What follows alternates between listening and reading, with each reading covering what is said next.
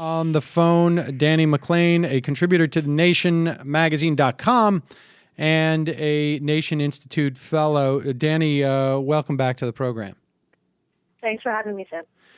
So I want to get you had a great piece, I guess it was now about a week ago, in the wake of the failure of a Ferguson grand jury to indict Darren Wilson, and now in New York, in a case that may be in some ways even more shocking, and probably is. I mean, there's video, there's a report from a medical examiner that Eric Garner was the victim of a homicide as a function of his chest and neck being crushed, essentially, by the police.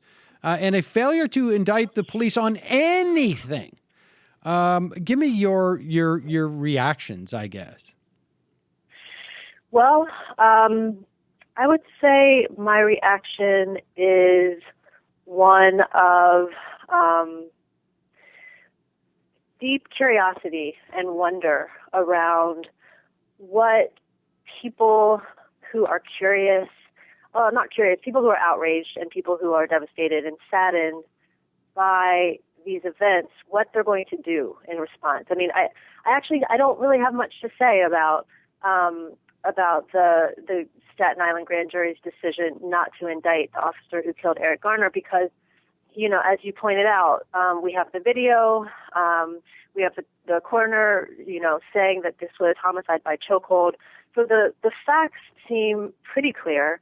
I think at this point, what is more interesting to me is how will people respond? You know, there are protests all over New York City last night that are just building on the wave of national protests coming out of, you know, the Ferguson grand jury's decision not to indict Wilson. This feels like an incredibly important moment with real revolutionary or evolutionary potential.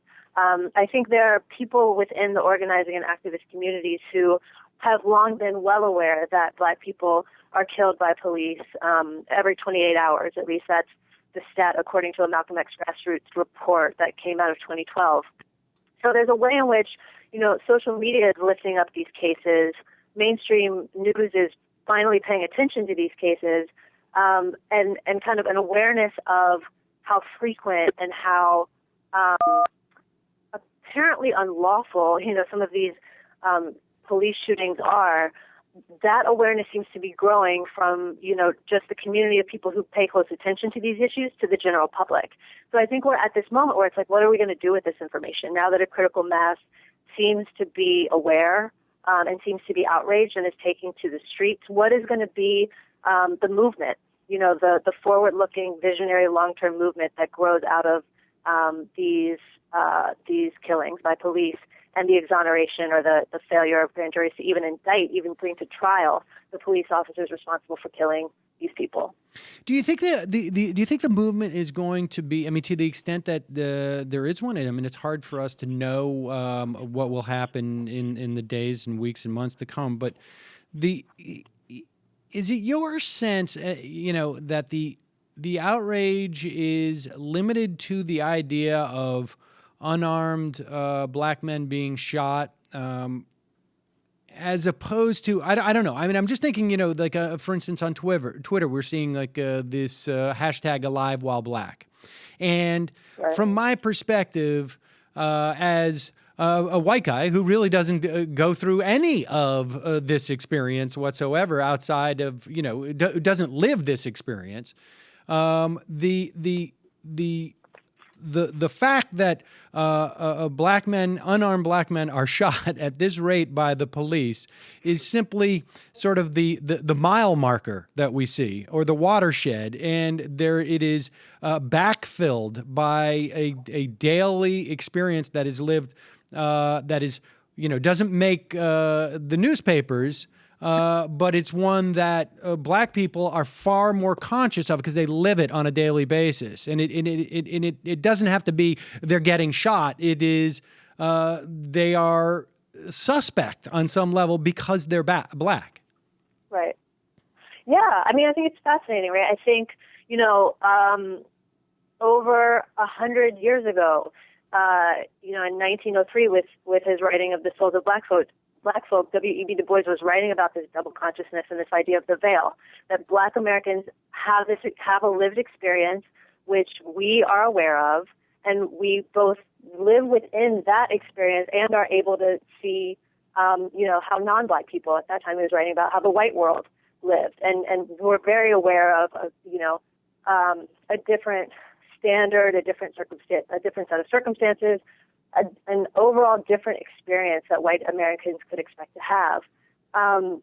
What I think is happening now is that veil, in some ways, is being pulled back, and white Americans, if they hadn't been aware before, are becoming aware, and even beyond becoming aware, seem to be taking an interest in better understanding and figuring out some way to act, given that Black people are treated so differently, particularly at the hands of law enforcement. So, it's interesting.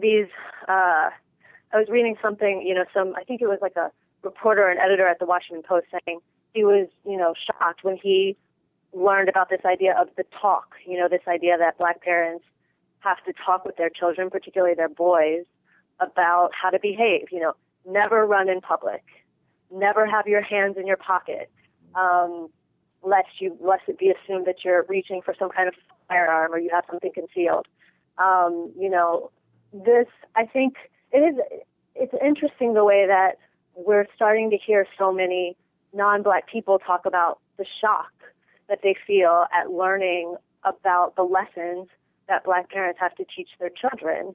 And I shouldn't just say Black parents, I should say parents of Black children, because I thought one thing that was very interesting was Bill de Blasio, yes, the mayor of New York, talking about the conversations that he and his wife have to have with their son Dante. And, he was talking about some conversation that he had with the president where President Obama said, Dante looks a lot like what I look like at that age. So,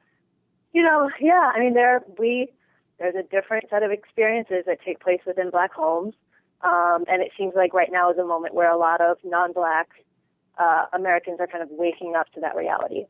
Yeah, I mean, that aspect of de Blasio, I mean, there's two things that sort of strike me, and it's, on some level, I find myself as I am, contemplating these things, there's a certain inevitability that one's always going to see it through one's own perspective, but and the idea of it, this dynamic, which fundamentally is a reality for Black people in this country, but it much of the revelations, or I guess what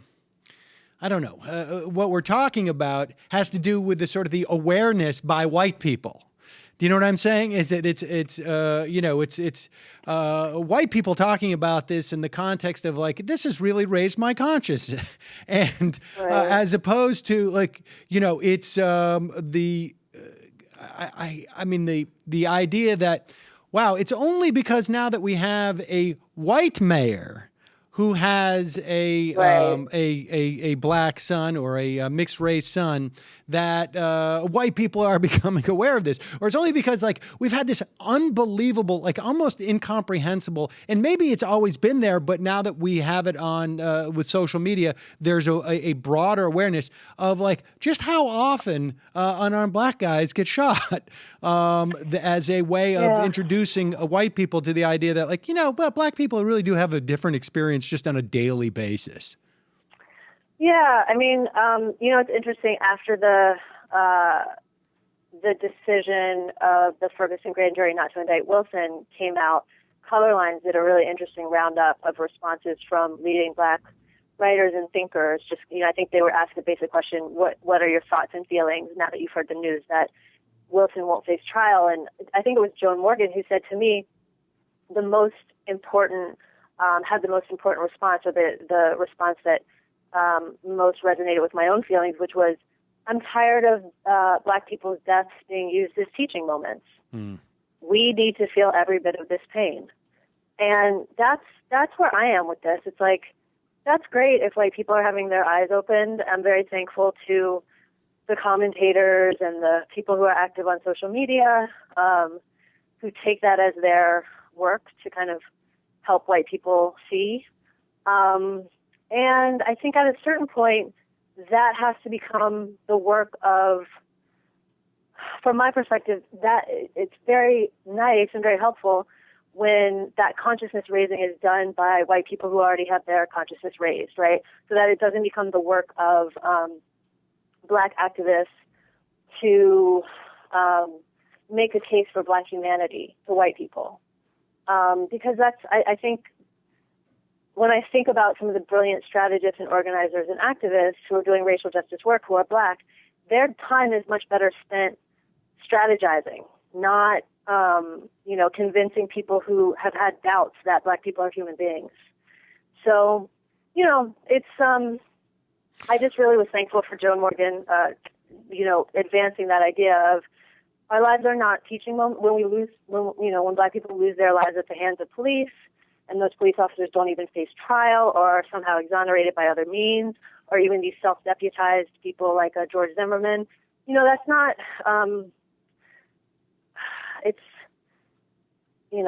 It's not just a teaching moment. It's also a moment for people who realize that could have been my child, that could have been my partner, to just grieve and to think very deeply about how to best respond, both within our communities and how to best respond in terms of policy and cultural shifts that have the potential to make a difference, not necessarily to use it as a moment to raise, the consciousness of confused or, doubtful Black people who haven't had much exposure to Black life.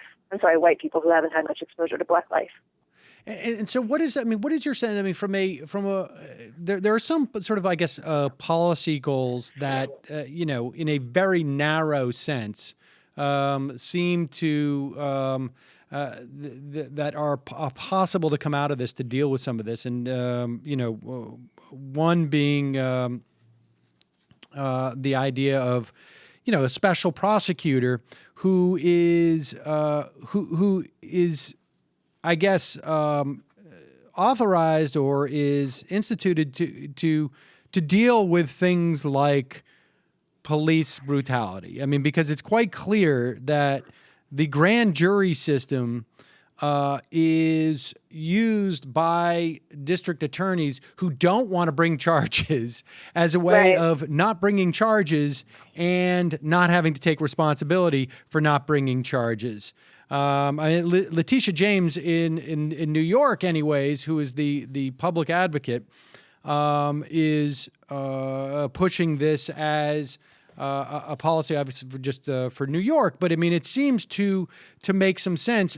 But it also seems, on some level, that's a fairly limited, that's a fairly limited goal to have in this context. Interesting. That's interesting. I mean, I think, you have to start somewhere, right? I mean, I think right. I've been kind of reading, like my colleague Michael Denzel Smith wrote a piece on the Nation site maybe yesterday, and I've just been reading a lot. And there's this kind of deep, and I get it, but there's this deep pessimism right now, just kind of like, wow, again, like what do we do? And then this conversation around, the kind of semantics of the justice system is broken versus no, the justice system is working exactly the way it's always meant to work, right? By essentially, there are two systems of justice, one for Black and brown bodies and the other for white bodies, or you might divide it by class and say, that one for, people with resources and one for poor people. I think that I find that pessimism a little frustrating, actually, because massive social changes never happen in this country without organizing, and organizing comes from a place of hope and optimism and the ability to vision something different. So, what you just mentioned, this idea of having some kind of special prosecutor or leaving behind this system of grand juries, to me that sounds like an option. I mean, it sounds like a play. It sounds like a winnable goal. And your point about it being limited, I think that's right. But I think there are a whole set of reforms that, need to be undertaken. I'm looking at the list of demands. There were a group of activists who have been, present and on the front lines in Ferguson, who met with President Obama and members of his administration. I think it was last week at this point. Mm-hmm. And these were organizers from Millennial Activists United, from Dream Defenders, from Make the Road by Walking in New York City, from the Ohio Students Association. And they put forth their own list of demands. And some of them seem kind of, one of them is the demilitarization of local police departments. Okay, well, we could get a bit more specific about what we mean by that. Another is establishing community review boards that can make recommendations for police misconduct instead of allowing police departments to police themselves. So I'm so impressed and interested in these young people. Most of them are, in their 20s, who are they're tired of playing defense, right? They don't want to just organize a protest when something happens, like what we saw yesterday. They also want to try to attack these problems by pulling them out at their roots and constructing a kind of program for action that and they're making demands at the federal level, which I think is smart. I've been thinking so much this morning about the comparisons to be drawn with the civil rights movement. When we look at those years in the 50s and 60s of mass mobilizations, people weren't just responding to the latest kind of racist or white supremacist terrorist act. They were also crafting what would become the Civil Rights Act, what would become the Voting Rights Act. And they used that mass mobilization in the streets to put pressure on LBJ and put pressure on Congress to pass their demands. And that's where we need to be right now. It's not just about taking to the streets when something terrible happens. It's about figuring out how to play defense, because that's important, but also figuring out an offensive plan that could be advanced so that we don't have to play defense so much.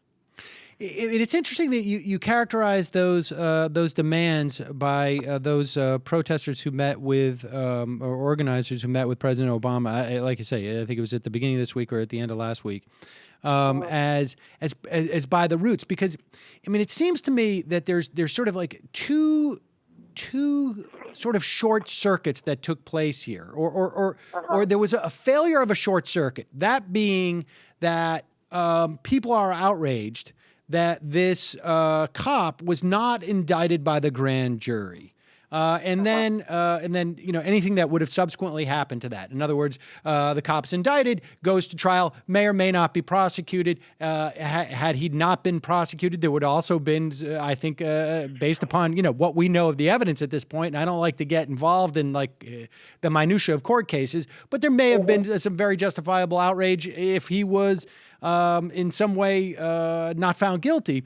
But there's also a problem just the moment that the guy gets out of his car and goes up and starts to harass Garner. That moment before Garner's dead is an extension and an illustration of a lived reality that is also extremely problematic and is as much as a function of what the police force is tasked with doing in our society and a reflection of what our society's values are. That is also, it seems to be sort of deeply embedded in who we are as a country. And I guess the question is, can you roll that back slowly with the more policy-oriented fixes that are actually not so much from the roots, but from the branches of that trunk of racism, I guess, to belabor this metaphor? Yeah, it's an interesting question. I think, I think that there are policy solutions which create a container for, which, set expectations, right? And then, as you say, there is a cultural change that needs to take place within police departments. I would argue that, you said that Wilson's actions in terms of even getting out of the car to confront Michael Brown, need to be looked at. And I would say, at a certain point, we have to look at the individual police officers. Are they making choices that are necessarily in line with police procedure or good best policing practices, that have been upheld nationwide? So, for example, Ferguson is, this kind of tiny suburb. It could be the case that, what Wilson did was in line with police practices, because they're not necessarily the most forward-looking, police department. But it could also be the case that Wilson was just a terrible officer who went rogue, that he was acting at a certain point based on his own fears and his own deep-seated prejudices or assumptions or, kind of expectations of what this interaction was going to be with this large, tall, even though he was about the same height as Wilson, this young man. So I think what I'm trying to get at is that I think we have to look at how these individual officers' behavior and their own prejudices and their own fears are motivating their actions. I think that's the case. I think there is a cultural shift that needs to happen, and you're right in that we can't divorce this from racism, right? Because what is it that's causing a police officer to act one way towards a young black man that would cause him to act completely differently if it was a young white man? And I think that has to do with these kind of hair trigger responses that are deeply ingrained. And it's also not the cops. I mean, we played a video yesterday that was shot by a guy who was walking down the street in Pontiac, Michigan. And he is approached by I think it was a deputy sheriff who had gotten a call that this guy was suspicious.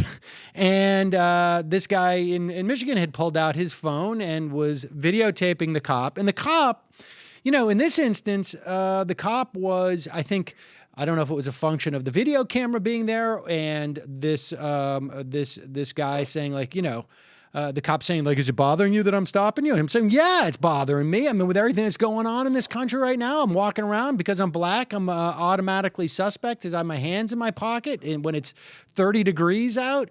And the cop seems to realize at this point, this is, has a moment of humanity. And on some level, you also feel for the cop in this instance because it was clearly the fears of other people and imposing their racial prejudice on this guy who just happened to be walking by with his hands in his pockets, that, made the cop have to, you get a call about a suspicious activity, you got to go. And he goes and he approaches him. He realizes oh, this is bad. This is a bad situation. And so that's on one level, that's, the cops are there as a manifestation of what our society, and by our society, I think I'm, those who control our society, want, which is, aggressive policing of black people in many respects. And, when the cops in, when Pantaleo, the cop who killed Garner, gets out of his car, he is basically, just a typical cop who is used to this style of broken windows policing, and I'm going to go harass the low-level guys for selling cigarettes. And if I'm going to harass them properly, I got to be able to show them that I'm willing to take you down on the ground, push your face into the pavement, and choke you. And that's all a reflection of, the cops at that point just are the hammer, and the rest of us, and by us, the white power structure is just sort of swinging that hammer. Yes, and I think that's, just to circle back to an earlier moment in the conversation, I think that is why it's so important for people who see themselves as part of that power structure, who see themselves as having the ears of that power structure, who are seen as reasonable and, able to use facts and evidence to try to engage in shifting the culture. I think there are always right thinking, and by that I mean kind of, people of conscience, people in every community. And I think this is a moment where that calls for real courage on the part of white people who, will get on Twitter and retweet all the, retweet the black people who they follow or the social justice people who they follow, or they'll get on Facebook and repost, articles from the right, what they feel to be the kind of morally upstanding progressive publications. Okay, so get off social media and go have conversations with those neighbors who are the very ones that will call the police and turn a blind eye to, excessive force when it's used on black people in their neighborhoods. And I think, you bring up a question that we have to answer. And I think that this is a moment where this is a moment where we really need to accept that this is an American problem. This isn't black people's problem, right? I feel like we haven't quite understood that in this country. We haven't quite accepted it. Is that there is a role to be played, and it's not just kind of looking for, black people to kind of be the moral compass. I think it's time for, more white folks to stand up and not bow to the kind of activities that they see in their communities that they know in their hearts are wrong. So I am hoping that we see more of that. Dani McClain, Nation Institute Fellow, thank you so much for your time today. Appreciate it. Thanks for having me.